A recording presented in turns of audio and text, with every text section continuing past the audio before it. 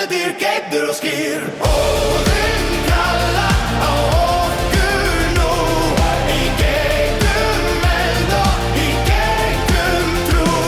Með öxin í hátt og hjartað í hönd, í frelsum þessi fornuðum. Óðinn kalla á okkur nú. Í gegnum eld og í gegnum trú. Í gegnum eld og í gegnum trú.